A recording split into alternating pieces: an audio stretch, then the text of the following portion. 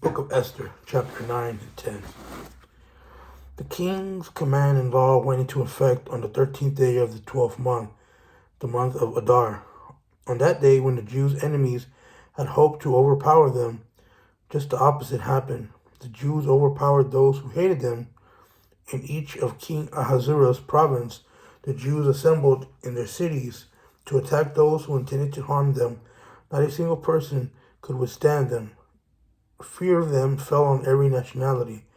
All the officials of the provinces, the satraps, the governors, and the royal civil administrators aided the Jews because they feared Mordecai. For Mordecai exercised great power in that palace, and his fame spread through the provinces.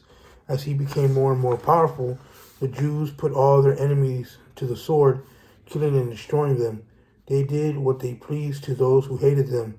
In the fortress of Susa, the Jews killed and destroyed 500 men, including Parshandatha, Dalphon, Aspatha, Poratha, Adalia, Aridatha, Parmashta, Arasai, Aradai, and Vaisatha. They killed these 10 sons of Haman, son of Hamadatha, the enemy of the Jews. However, they did not seize any plunder. On that day, the number of people killed in the fortress of Susa was reported to the king. The king said to Queen Esther in the fortress of Susa, "The Jews have killed and destroyed 500 men, including Haman's 10 sons. What have they done in the rest of the royal provinces?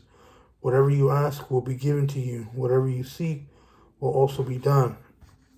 Esther answered, "If it pleases the king, may the Jews who are in Susa also have tomorrow to carry out today's law, and may the bodies of Haman's 10 sons be hung on the gallows." The king gave the order for this to be done. So a law was announced in Susa, and they hung the bodies of Haman's 10 sons.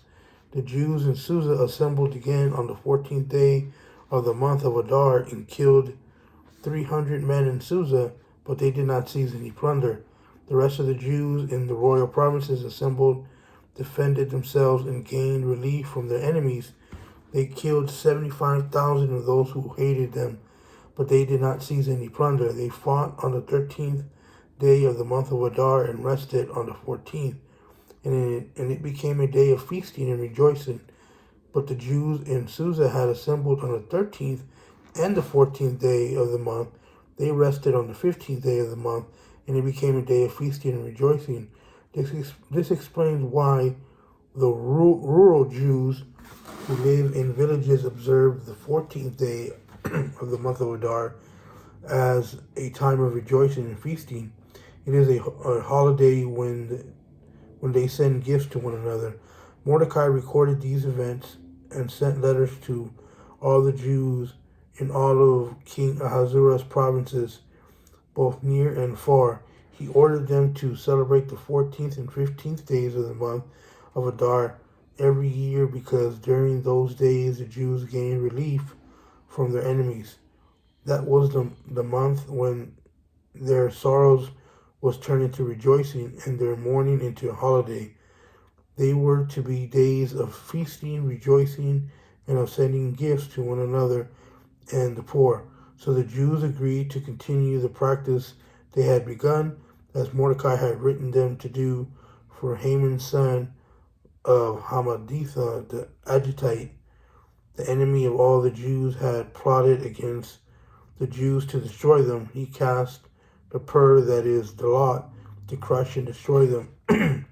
But when the matter was brought before the king, he commanded by letter that the evil plan Haman had devised against the Jews return to his own head, and that he should be hanged with his sons and the gallows.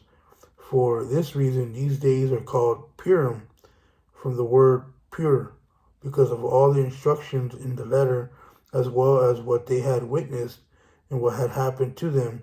The Jews bound themselves, their descendants, and all who joined with them, to a commitment that they would not fail to celebrate these 2 days each and every year according to the written instructions and according to the time appointed.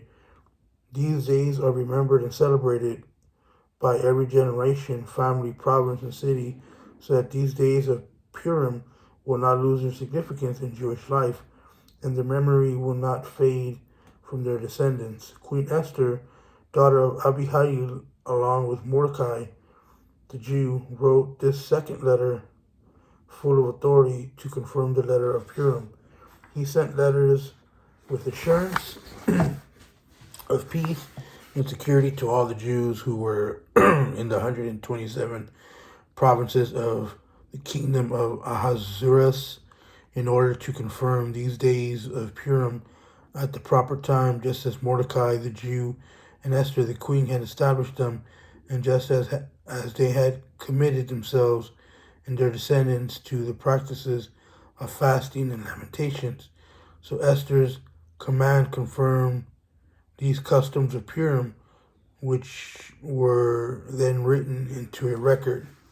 King Ahasuerus imposed a tax throughout the land, even in the farther shores of his powerful and magnificent accomplishment, and a detailed account of Mordecai's great rank with which the kingdom had honored him. Have they not been written in the book of the history events in the kings of Media and Persia? Mordecai the Jew was second only to Ahasuerus. He was famous among the Jews and highly esteemed by many of his relatives.